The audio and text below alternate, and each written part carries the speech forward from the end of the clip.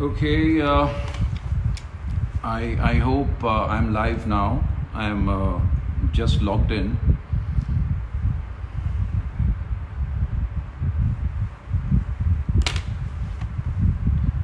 Good evening, everyone.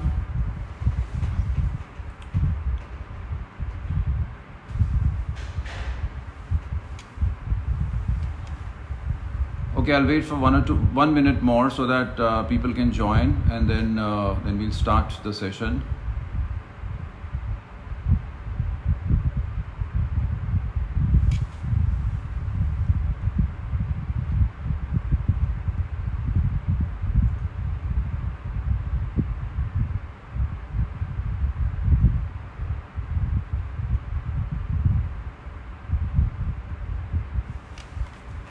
I think about more than 100 people have already joined, so we can start the session since it was to start sharp at 5 o'clock.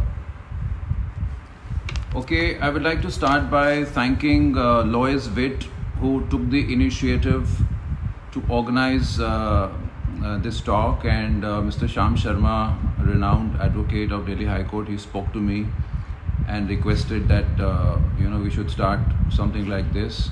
I immediately agreed, and then Miss Coplin Kaur, she's an active part of Lawyers Witt. She took the initiative, she organized everything, and Tarveen Singh assisted everybody. So thank you, all three of you.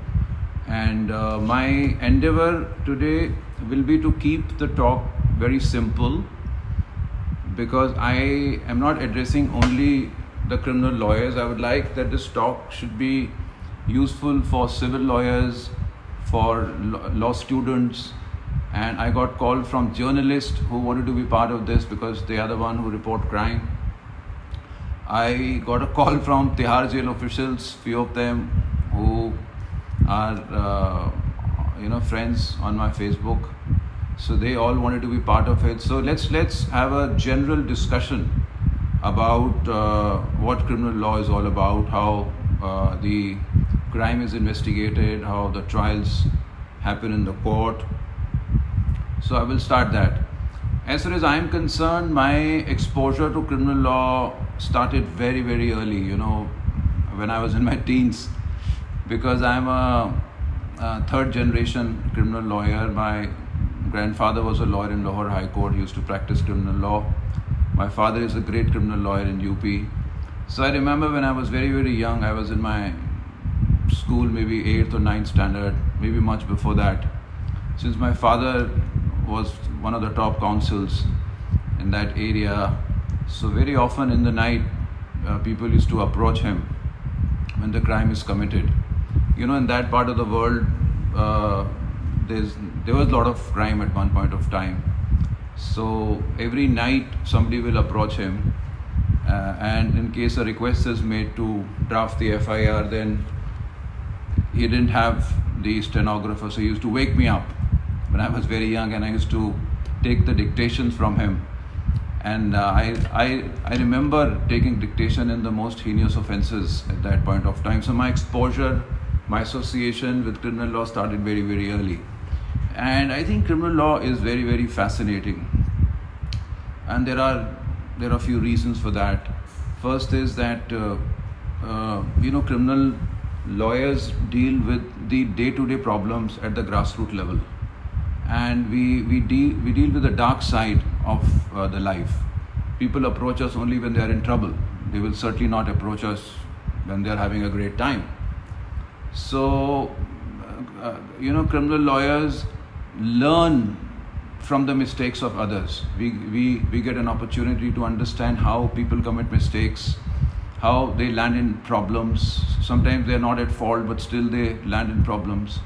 So criminal lawyer is exposed to the ground realities.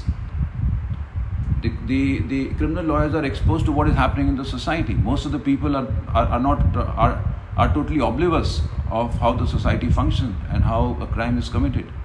So I recommend, I in fact request a lot of my young colleagues to pick up criminal law, start practicing criminal law, and pick up this field. So just a second, I remember.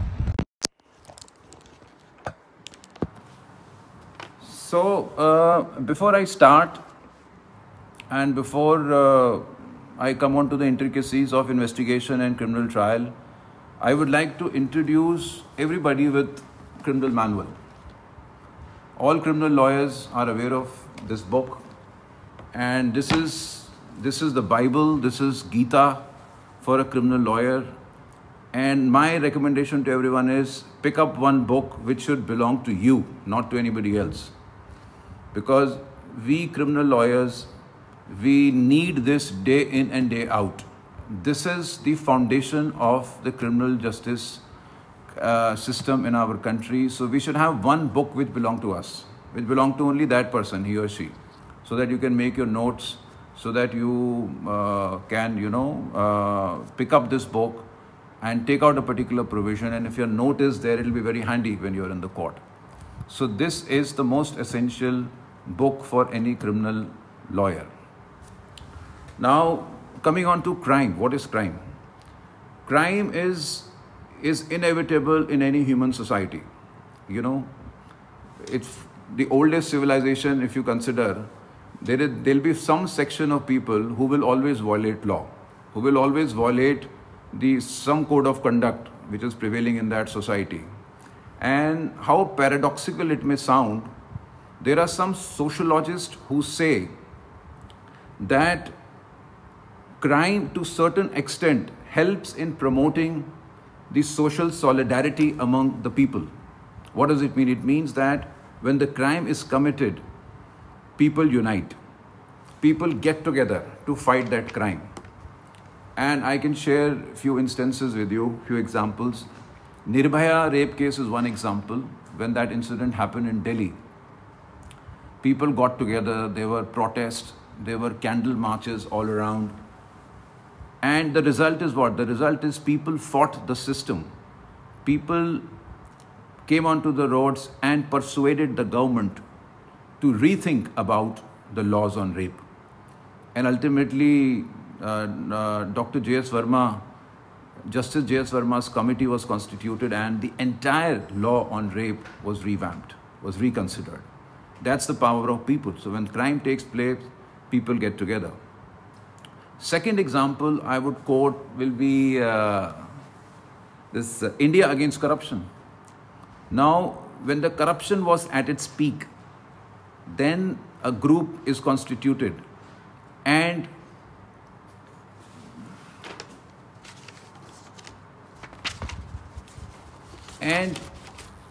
I think there is, I hope I'm audible to everyone. Am I audible to everyone? Can you please write? Yes. So, this India against corruption was a movement which started when the corruption was at its peak. And this India against corruption, some people got together and they fought because of the corruption which is happening in the society. The result is what? Result is it created a political party. Just imagine a movement which results into formulation of a political party which is ruling Delhi today, party which is ruling Delhi for the second time. This is the power when people get together. And this happens, and in both the occasion which I have cited, it's because of a crime which was committed. So, crime is inevitable, it will happen, people will violate law. Now, how it has to be dealt with is the question today. Now, police has various functions to perform. The first function which they have to perform is detection and investigation of a crime.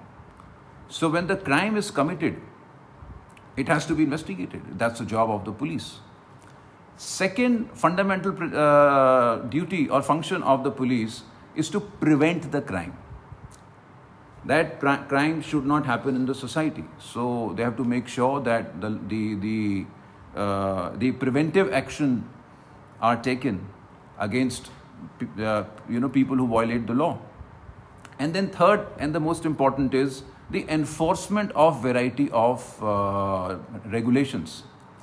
So three jobs: detection, investigation, prevention of crime, and then third and the most important is to make sure that the regulations are followed, like municipal laws, the traffic laws, for instance. Traffic police is part of the police community. They have to make sure that the traffic laws are followed, and if somebody violates it, then action should be taken against him. These are three principal functions of the police. Now, how the crime is investigated by the police is very important. What I will do is that I will be dividing my talk into two parts: investigation and criminal trial. Once I complete investigation, I'll be sharing with you certain important landmark judgments so that you can note them down. And you can ask questions. Your questions will be noted by a member of the lawyer's wit, and they will be sending an email to me in the end. I'll read that email and then try to answer all the questions. So note down the judgment which I'll be citing. I'll be giving you 15-20 important judgments which are relevant for everybody. And then I'll answer the questions in the end. Okay, how the crime is investigated is all given in the Code of Criminal Procedure. So I'll explain to you in general term. When a crime is committed and is witnessed by someone or noticed by someone, or it has come into the knowledge of someone, then he or she goes and reports the crime to the police. And depending on the gravity of the crime, the action is taken. If it is a cognizable offense where police has the power to arrest immediately after the crime without warrant, the FIR is registered and FIR is recorded. The moment FIR is recorded, there is a person who is given that job of investigation. He is called investigating officer. So investigating officer is appointed. His job is to conduct investigation in that particular crime. Then he goes to the scene of crime. He inspects the scene of crime. He collects material, evidence. In case there are witnesses which are available, he will go and record statements of those witnesses. In case, if it's a case of murder, somebody has died, he will get the postmortem done. If somebody is injured, then he will get him medically examined and collects the medical evidence. So if it's a case of assault, then the medical evidence comes into the picture. If it is not a crime against body, if it is some other crime, then that material is collected by the investigating officer. And sometimes forensic investigation is done. Forensic material is taken, like for instance, some CCTV recording is found at the spot, then CCTV recording is downloaded, sent to a forensic expert, a report is called. So all this is done by the investigating officer. And in case he wants to arrest someone, then there is a separate chapter which deals with arrest. Then people are arrested, then they have legal rights for bail. I will deal with that separately. But let me conclude what IO has to do. IO has to collect material evidence and prepare a report. So that report is a report under section 173. He prepares a report for prosecuting the accused person. If he completes investigation, doesn't find material against someone, he can close the case. So job of investigating officer is to find truth. Job of investigating officer is not to simply arrest someone and prosecute someone, since police is an investigating agency which is independent. So their job is to conduct independent investigation, not to side with the complainant and bolster the case of the complainant. That's not the job of the investigating officer. So IO completes the investigation, files a report in the court. In the meantime, if I tell you about the arrest, then if the accused are known, then investigating officer arrests the person. When he arrests the person, within 24 hours of his arrest, it is his duty, it is his statutory duty to bring the accused to the court. And if he brings the accused to the court has to examine whether the arrest is legal or not, whether the arrest was required or not. And very often the investigating agency want that the accused should be given in their custody. So their custody means that is called police custody. So accused is authorized to be taken by the police for the purposes of investigation. And that custody has to be authorized by the court. So that's a very important duty of the court. Very often we see that the magistrates on a drop of a hat give the custody to the police. I remember, good old days when I was with my father in early 90s, mid 90s. I have seen magistrate refusing even remand in as serious as murder case. Because for remand, you have to show how this person is involved in a case. So that is the kind of scrutiny which the magistrate has to do. Magistrate has to authorize the detention, and before that detention is authorized, he has to satisfy himself what is the material against him. So in case police custody is sought, then there is a limit of 15 days that from the date of arrest till the 15th day, the custody can be changed. The custody can be given to the police. But beyond 15 days, the custody has to be a judicial custody.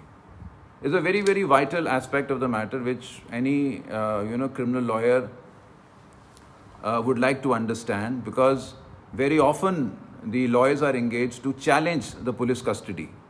So we must understand the laws with regard to police custody.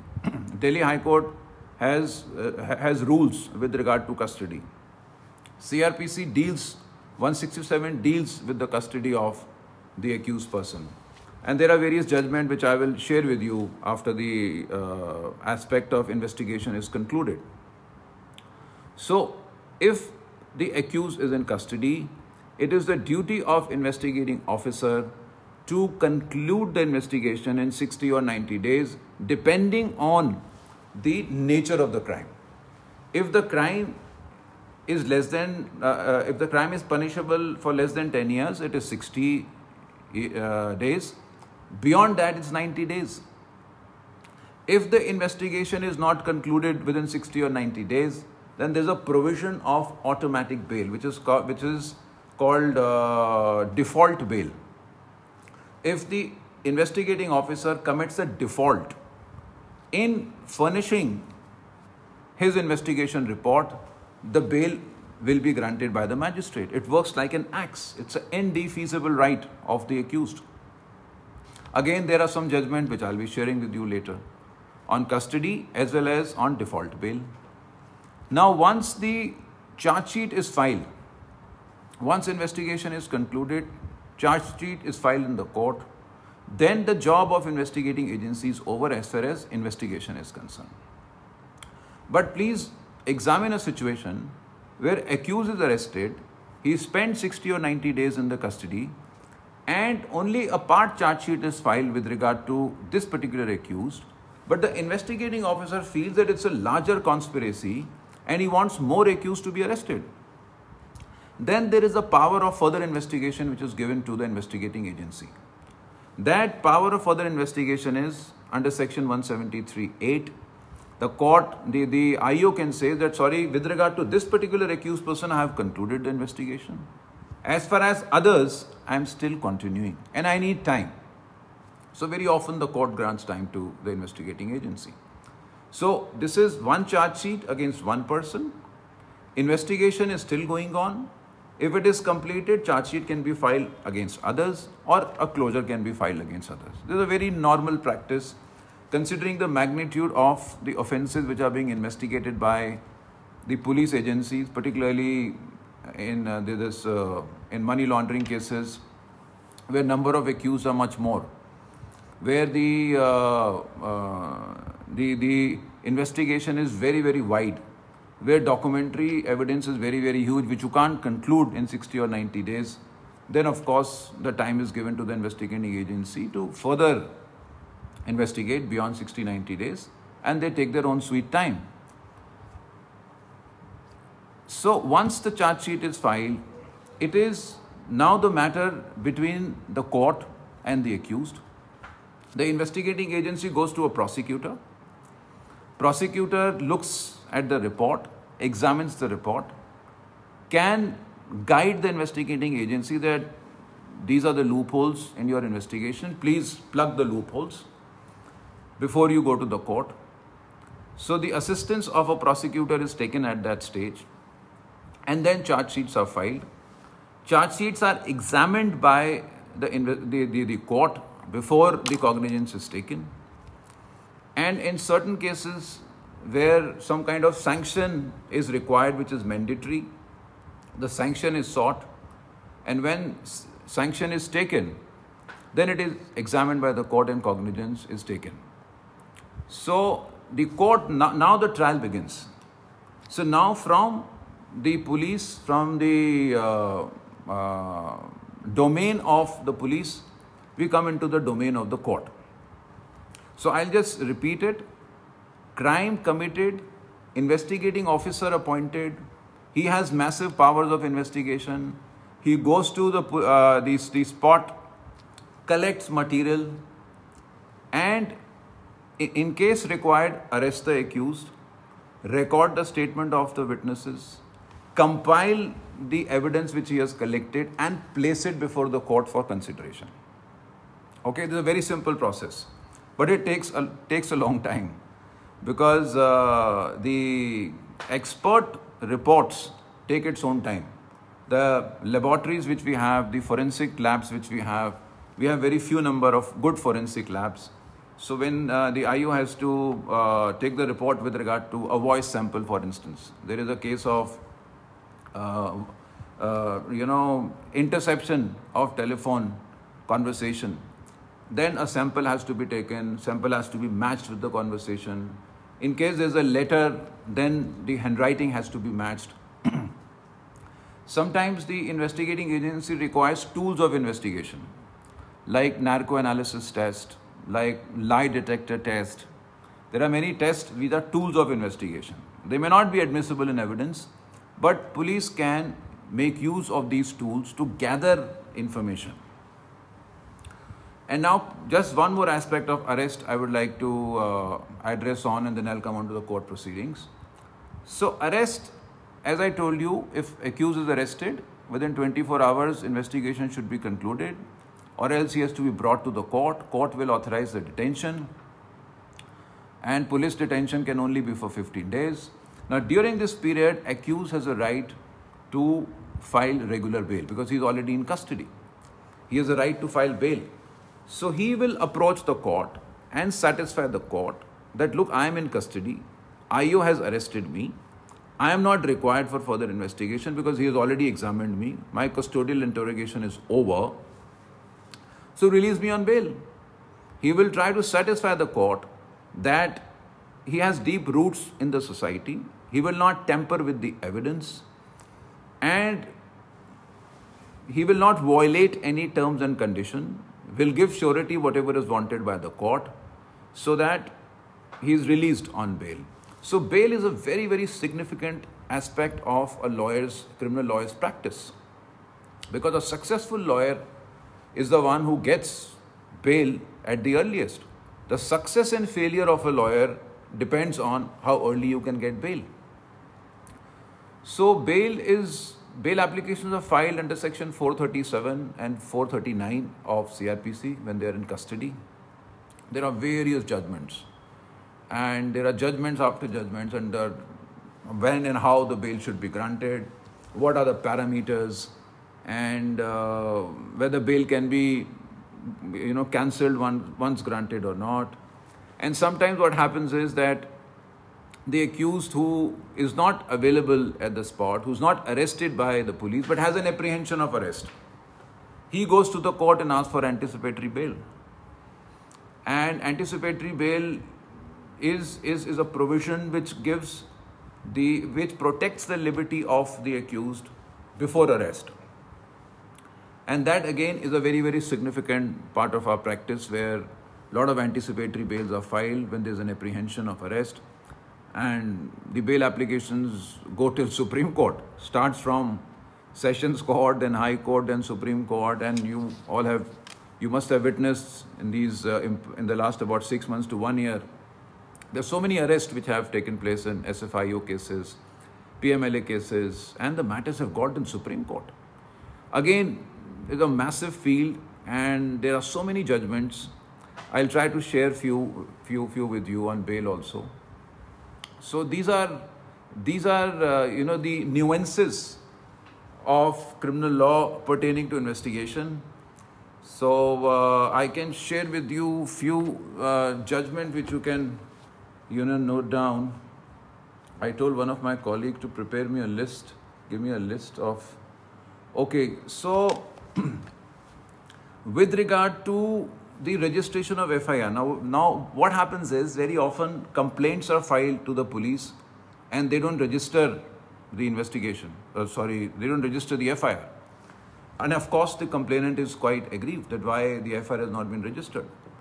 There's a law on registration of FIR. There are 5 judges of the Supreme Court have decided in Lalita Kumari's case that it is the bounden duty of the investigating officer to register the FIR whenever it is filed. He can conduct a preliminary inquiry, but he must register the FIR. If the complaint is found to be false, then he can prosecute the complainant. So Lalita Kumari's case is of 2014, Volume 2, SCC, page 1. I'm doing this because some of my colleagues said that you must give judgments so that everybody has the access and they can read the judgment and they get some benefit out of it.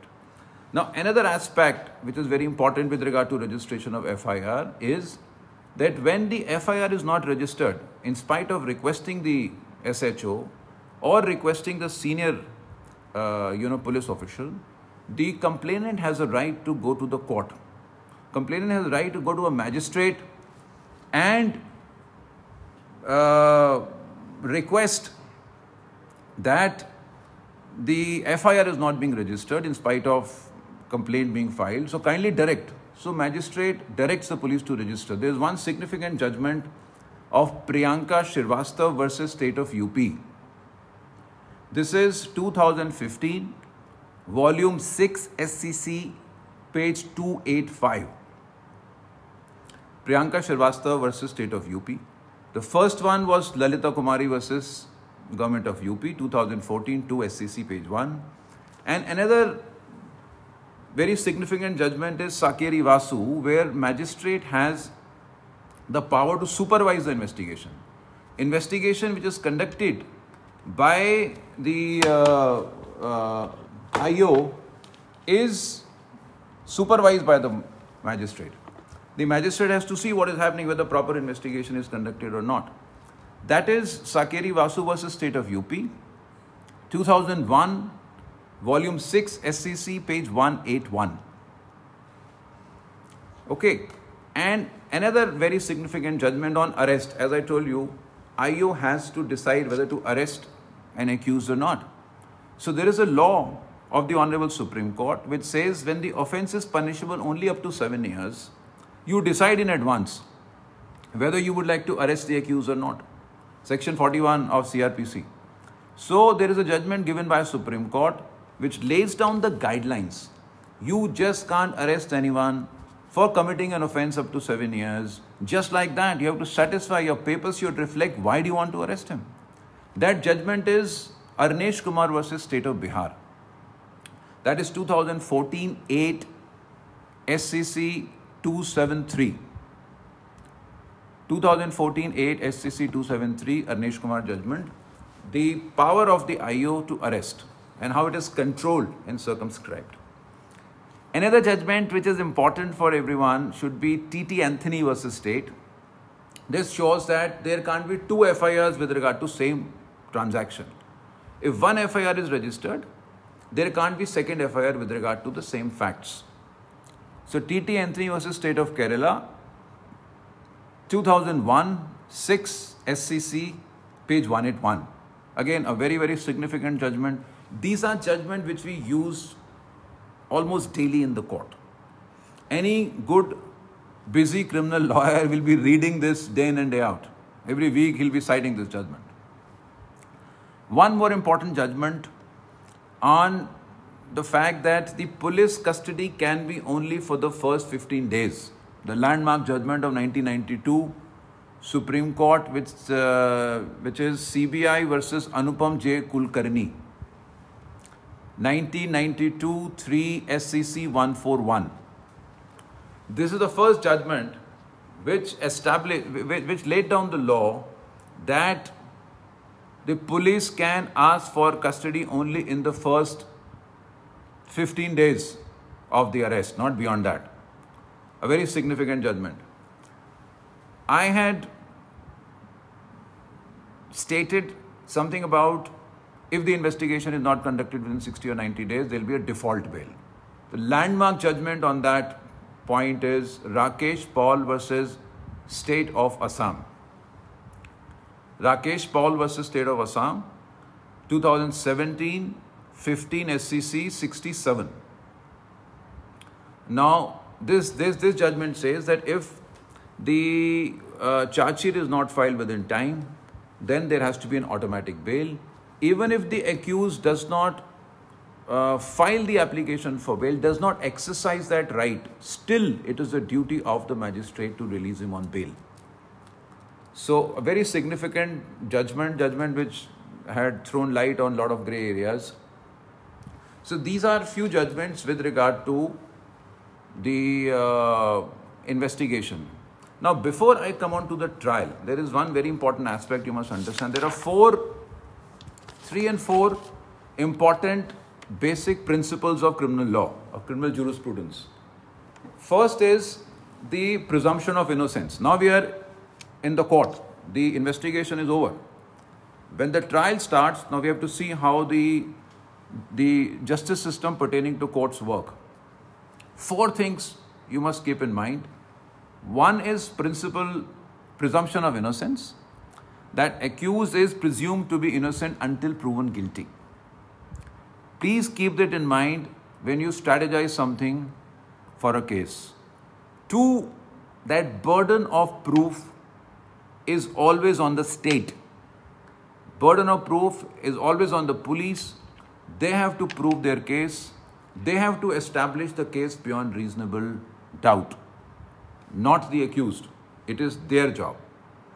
The only exception is there are some statutes which are framed by the government, some laws which are passed by the government, where they make it mandatory, where they create a provision and shift the burden of proof onto the accused.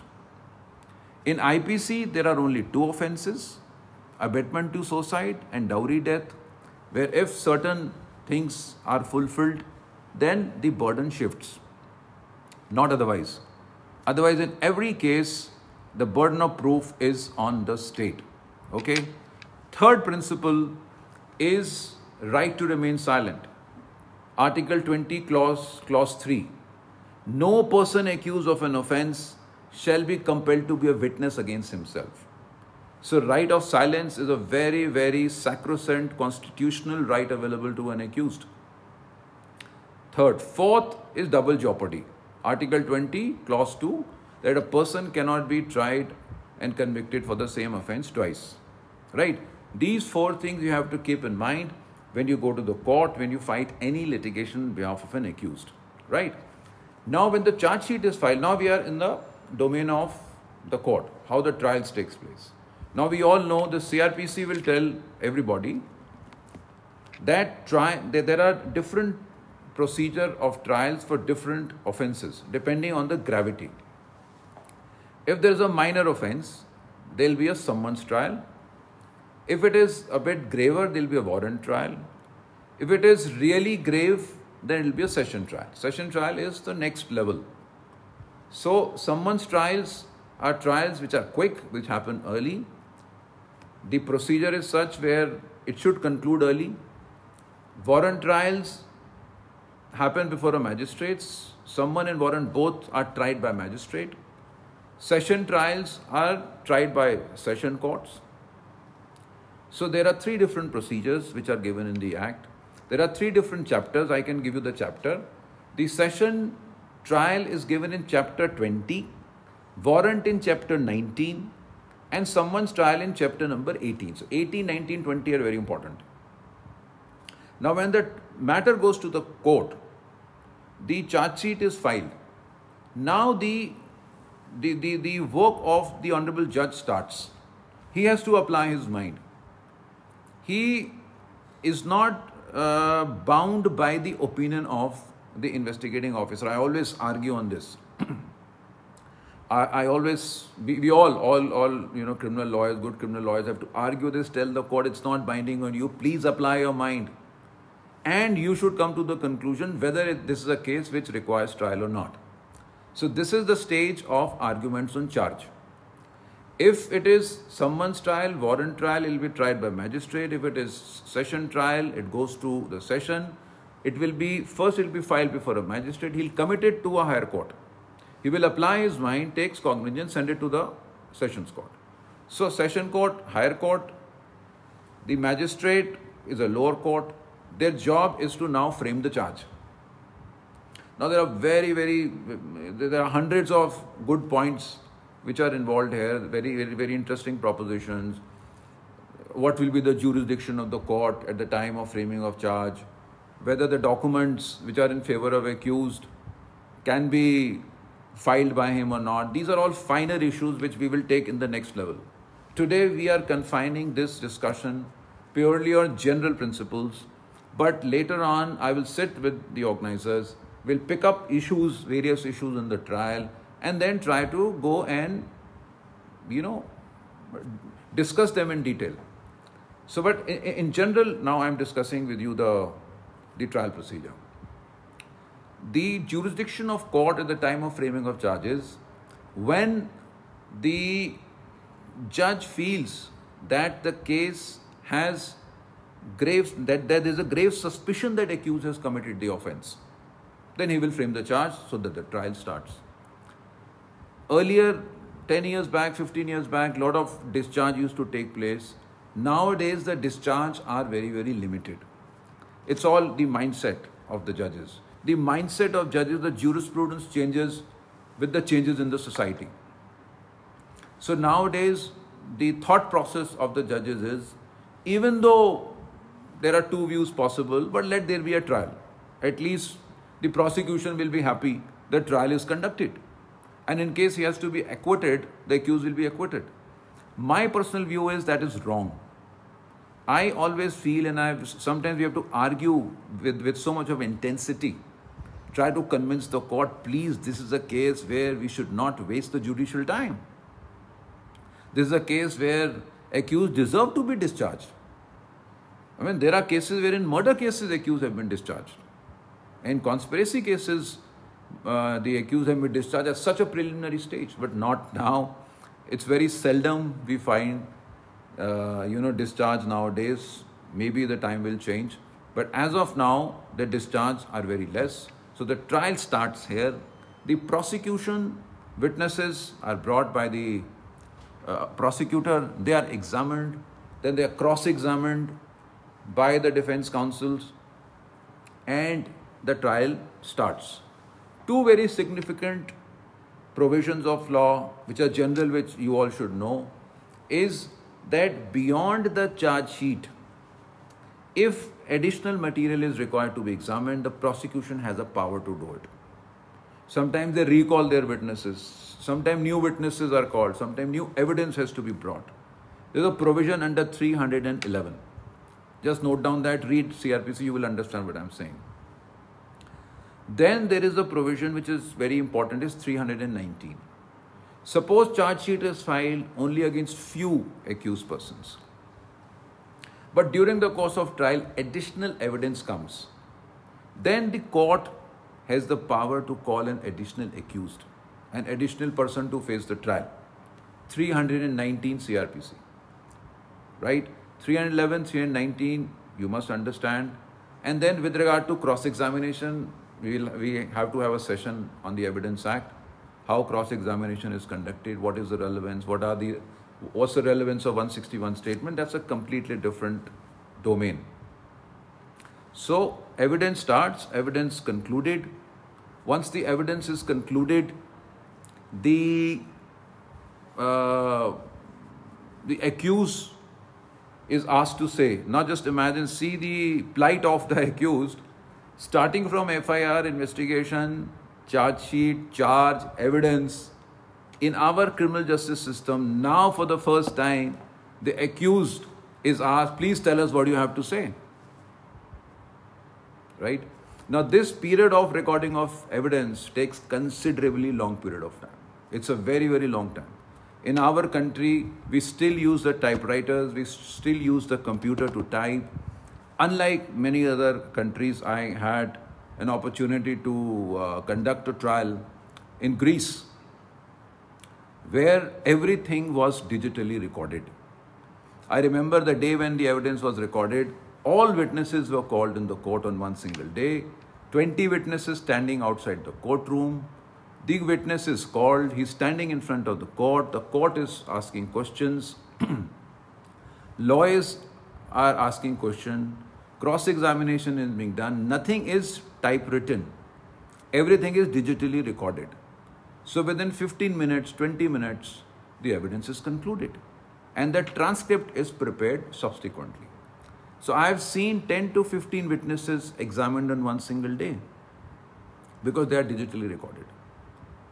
But in India, unfortunately, we still use the same system. The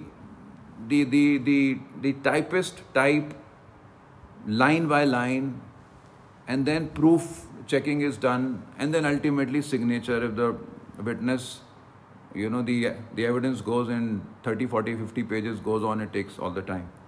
So we have to improvise. We must use the technology to our advantage. We must make sure that we expedite the trial. The trial period should not take 7 to 10 years. Sometimes it takes a lot of times. Considering the fact that the bail jurisprudence has undergone a change, it's very difficult to get bail. Very often you will see cases where accused are not granted bail for the entire trial and for the entire appeal, and ultimately he is acquitted. Imagine a situation. I remember R.K. Sharma, that famous Shivani Bhatnagar murder case, 5 years, 5.5, 6 years in trial court, no bail. 3.5, 4 years of appeal in High Court, 9 years, and ultimately acquitted. Pappu Yadav from Bihar, his bail was rejected by the Supreme Court 9 times, ultimately acquitted. So we have to reduce the time period for the trial. We must say, because the word session, it's very significant to understand. Session trial derives from the word session, means when the trial starts, it should be open, it should be concluded in a session. You start today, there should be a day-to-day trial and it should be concluded. We'll be able to achieve a lot, but we can't achieve it. In today's circumstance, if we see the situation today, even though there are many judges who have very limited trials with them, but still they are unable to conclude it within the shortest period of time. Now, the statement of accused is recorded under 313, and accused is asked about the evidence. Whatever evidence is brought by the prosecutor is put to him, and now he has to give his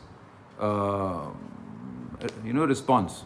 So he has an option to examine himself. He can come and give his own evidence, and or he can bring the defense evidence. So he is given that opportunity. Like in a case of plea of alibi, if an accused says that I was not present at the spot, I have been falsely implicated. Now his turn has come to produce his evidence to show if the crime has taken place in Delhi, he will come and show that I was not in Delhi at that point of time. I was, say, in Bombay or Calcutta or Madras. He'll bring his evidence to show that he's been falsely implicated. Or for that matter, any other evidence to prove his innocence, he can bring at the stage of defense evidence. And then the arguments take place, right? Then oral and written arguments take place, and then finally the judgment is passed. And once the judgment is passed, whether it's acquittal or conviction, we can always challenge it to a higher court. From magistrate, we go to session. From session, we go to the high court, and then so on and so forth. Now, there are 2-3 very important aspects. I'll quickly conclude that, then I'll see in case they have sent me an email with regard to your questions. Then I can answer those questions. Yes, I've got it. Copeland has sent me. Okay, so there are 2-3 important aspects which you must read in CRPC. First is the provision of plea bargaining. We all must understand what is plea bargaining, although it's not very prevalent in India at the moment. In US, yes, plea bargaining is very successful. The object of plea bargaining is to remove the overcrowding of cases and also to save the judicial time. But not very prevalent, because in plea bargaining, we have to admit our guilt. We have to admit our crime. So we are not ready. The bar is not ready.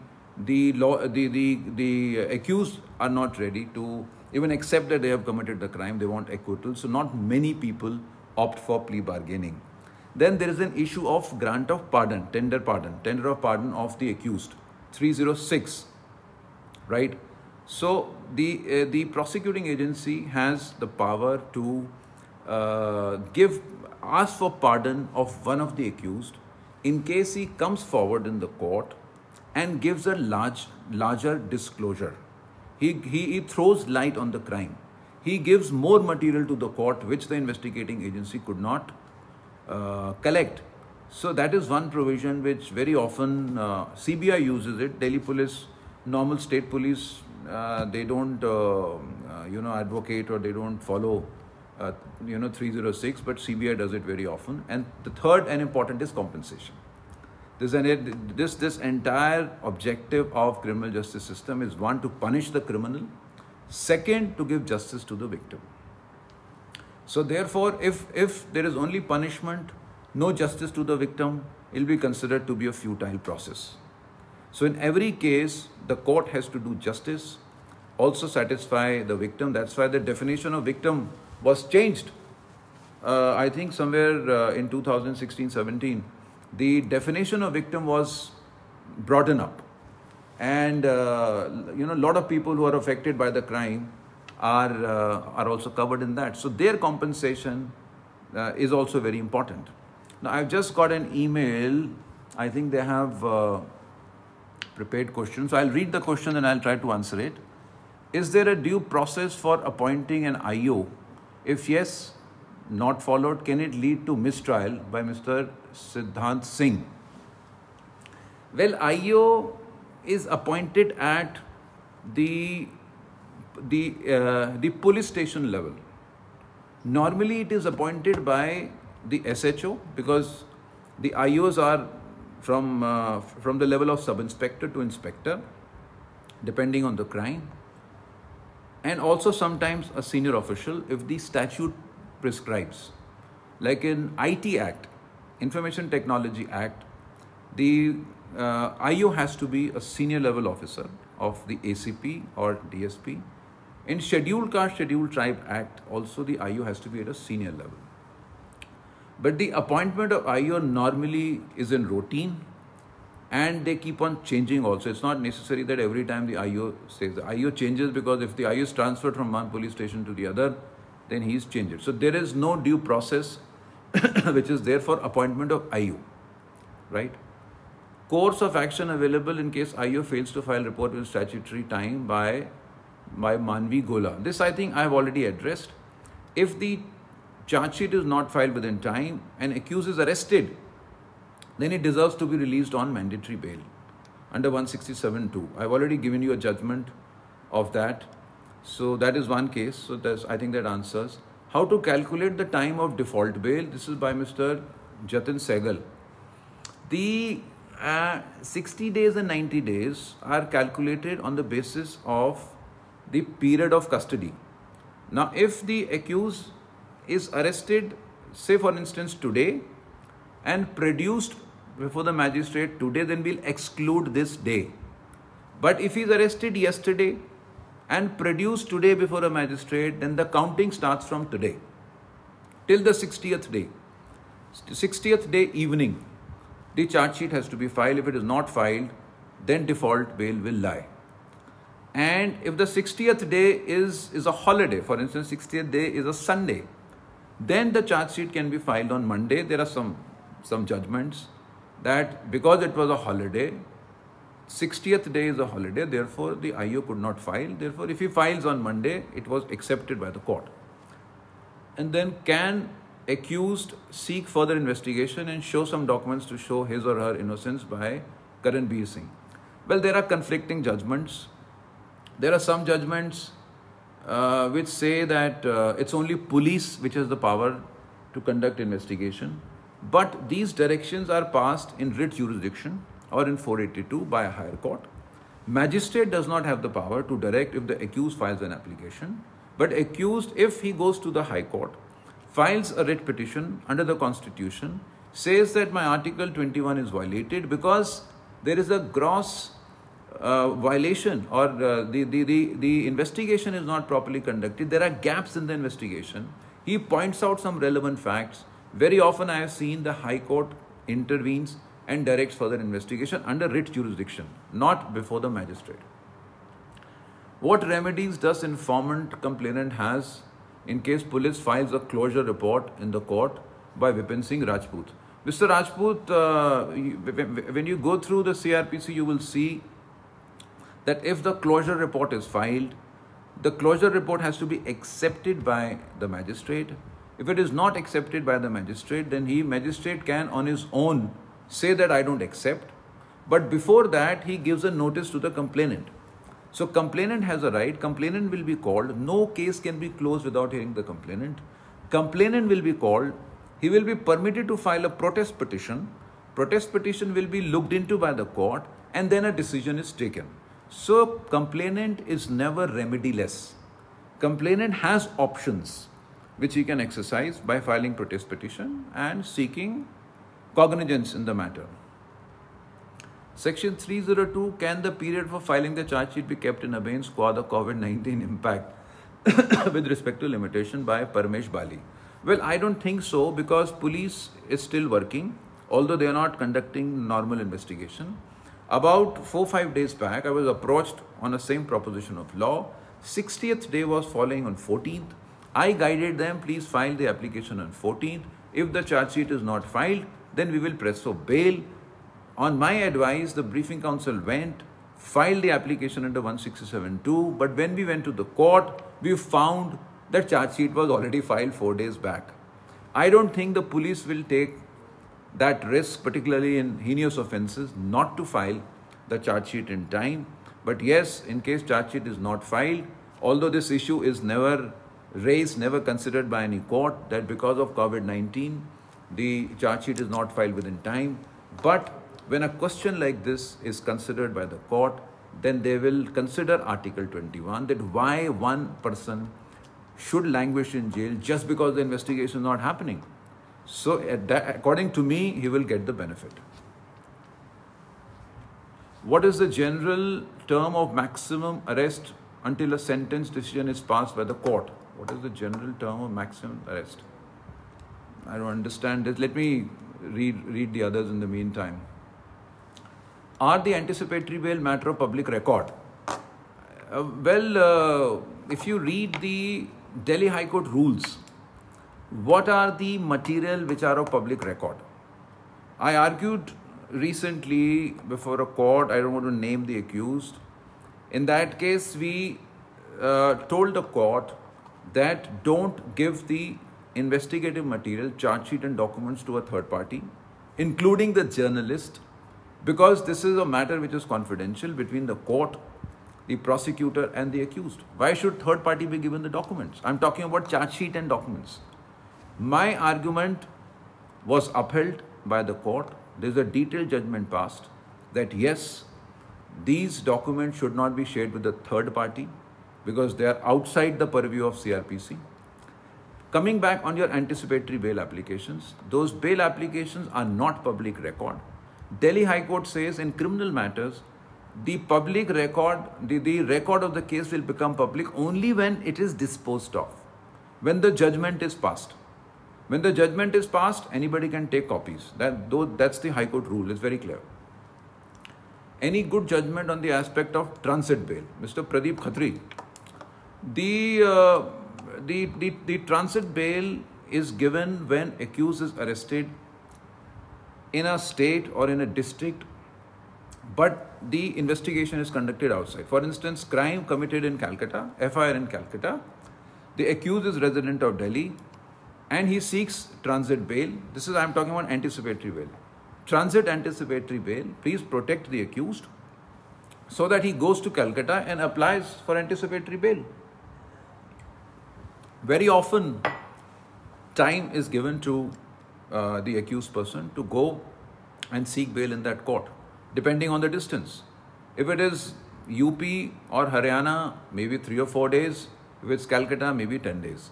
Now, this transit bail is also important when accused is arrested in Delhi for a crime committed in Calcutta. The law is that he should be produced before the magistrate. Magistrate will authenticate the travel of the accused from Delhi to Calcutta.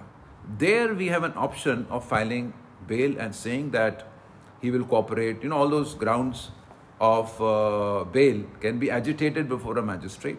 Magistrate can be convinced, and very often I have seen transit bail is given. He is released then and there, and he's told to go and approach that court within week 10 days. There are some judgment we can share. I can share with Pradeep Khatri later. If IO has submitted incomplete document, false statement under 161, what remedy does the victim have as per CRPC? You're talking about remedy vis-a-vis the victim, okay? IO has to, if IO does not perform his job well and does something to protect an accused, because he's doing a statutory investigation, if he fails into that, deliberately or otherwise, he can be prosecuted under IPC. There are offenses in which you can take action against the investigating officer.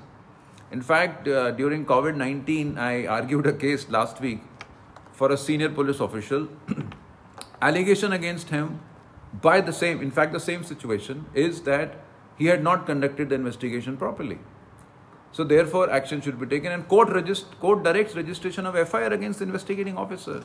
I got that order stayed from Supreme Court, from the High Court last week, but there was some other grounds over there. Yes, IO can be prosecuted for malafide investigation. Section 239, can any document be produced by the accused showing his innocence and whether the magistrate will consider the same in discharge of accused? If so, any judgment? SCI Karan Suneja. Yes, Mr. Suneja, there are various judgments in that respect that accused can file documents at the stage of framing of charge which are unimpeachable in nature. There are various judgments. I'll have to open this. I think there is a judgment of Nityanand versus State, Supreme Court judgment of 2018, which says that even at the stage of framing of charge, the accused can bring his material if it is unimpeachable, if that material cannot be challenged. Suppose there is some public record, suppose there is judicial record, suppose there is a record which is with the government, there is a public document from ROC, for instance. All those can be filed even at that stage. 239 is stage of charge.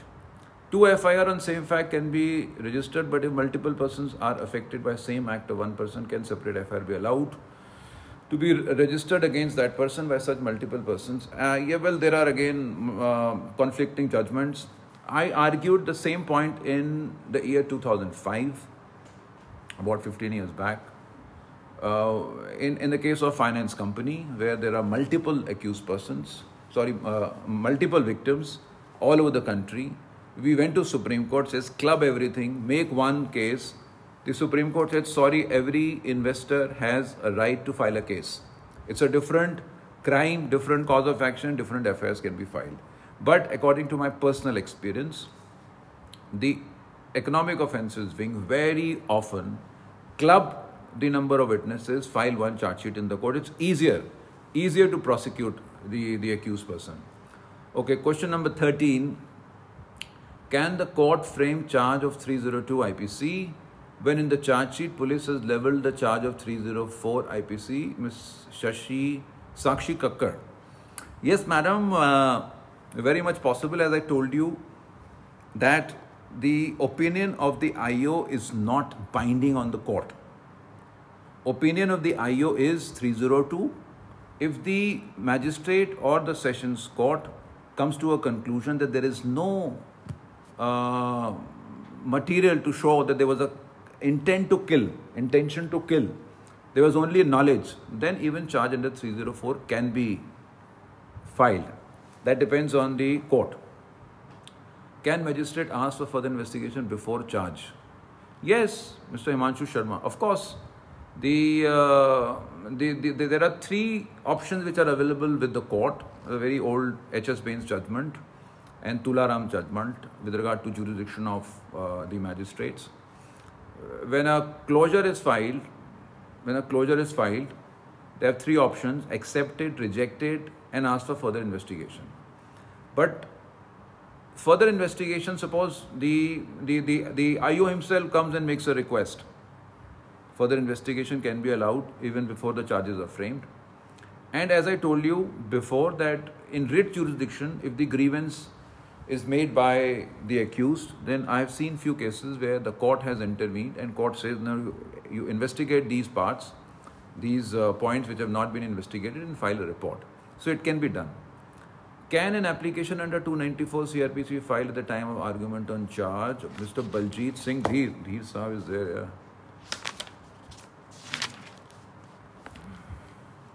Report of this is 290, no formal proof of certain documents. So, Mr. Dheer,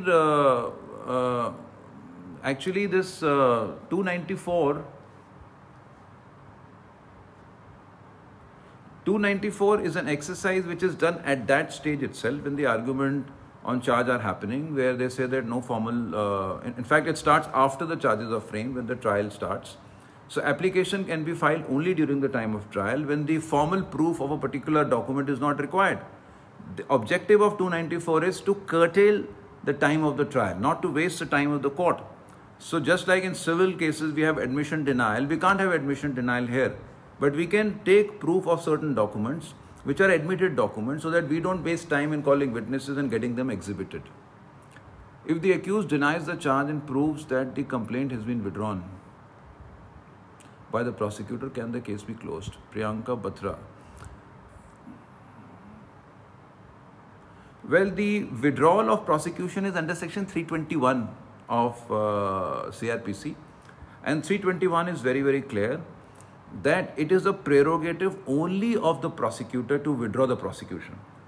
Although the government can take the initiative, but ultimately it is the discretion of the prosecutor. The prosecutor can always say, I am withdrawing the prosecution, and the case can be withdrawn. It can happen at any stage. The language of the the provision of law itself will say. Now, next set of question number 17. Mr. Rajesh Narang is talking about section 188, which is now being invoked nowadays for violating social distancing all over the country. 188 IPC is used very often when the order of the public servant is violated, right? Suppose there is a curfew order, it's violated. There's an order, you don't enter into this area. If somebody bars in, somebody trespasses, 188 is... 188, there are very few prosecutions. 188 is punishable, I think, for 6 months or so. Let me see. So I don't think it will be of very grave consequence. Disobedience to order duly promulgated by public servant, it is punishable for 1 month. Punishable for 1 month with fine, which makes sense. It's a compoundable offence, basically. Should be compoundable. Just see whether in the chart it is compoundable or not. If it is compoundable, may not be, because public servant is involved. Let's see section 320. 320 CRPC gives the list of cases which are compoundable. And 188 is not there. So I think the trial will happen where you have to prove your innocence, that you have not done it deliberately. So that's the best which can happen in the trial, and you get an acquittal or discharge. Okay, Mr. Avnish Kashyap says, what's the difference between acquittal and discharge? Discharge at a preliminary stage before the trial when there is no grave suspicion, without the trial, accused is discharged, and acquittal happens only when the trial is concluded and the case is not proved beyond reasonable doubt. In which stage of trial the plea bargaining can be availed? Mr. Sanchit Gupta, plea bargaining is permitted only in those offences that are punishable up to 7 years. Please read chapter number 21A, section 265A onwards. You can read that and see in which category of offences it's permitted. And then last question number 20th is, police is registering FIR under 188 for those violating lockdown. Whether the registration of such FIR is permissible or not as per the scheme of CRPC. I think it's very much permissible, Mr. Shadman Siddiqui. If you have few clients, you can conduct trial, try to prove their innocence, saying that they have not violated. FIR is only a prima facie satisfaction, doesn't mean that the case is proved beyond reasonable doubt. You have to see if in case there's a violation of the order, it's an order by a public servant. So therefore, it has to be scrupulously followed. If it is not followed, then the accused can be prosecuted. But yes, it's a trial. You have to prove your innocence during the course of trial. Another set of 5 questions. Whether accused can demand investigation conducted by any other agency like CBI. Accused can demand investigation. Yes, of course, by Abha Dubey. The CBI is Delhi Special Police Establishment, and Delhi Special Police Establishment is constituted by an act, which is called Delhi Special Police Establishment Act. CBI, that's the real name of CBI. Now, CBI investigations happen only when the state gives the permission that CBI can investigate. So, if I go to the CBI, file an application, they may not accept it. But if bank goes to the CBI, the CBI will accept it. So, the registration of regular cases by CBI is a different ballgame altogether. But if an aggrieved person wants that his case should be investigated by CBI, then he has to go to the higher court. The power lies only with the High Court and Supreme Court. High Court under Article 226 and Supreme Court under Article 32. Only those constitutional powers can be invoked for transfer of investigation or even for registration of FIR with the CBI. Please broadly explain the procedure of admonition, so and so. How does court address the custodial violence? Divyani Singh, can FIR be filed after conviction by taking further acts of accused based on first FIR? Okay, with regard to custodial violence, there are many incidents which have been investigated by the police where the violence has reached death of an individual. But very often when the custody is given by the court to the police, the courts direct the police to get them medically examined. So if the police custody is given to any police officer, direction is before you take the accused out of the courtroom, you must give an undertaking that he will be taken to a hospital. So there is a hospital document examination, and when he's brought back to the court, then again there has to be a medical examination. So courts very often make sure that the accused are medically examined before they are produced and again when they are produced. So that's the precaution which the court takes to make sure that no third degree is given to the accused persons. Now these are broadly few questions which were asked, and I have answered almost all of them. And I think I had a great time. The time has come to put an end to this.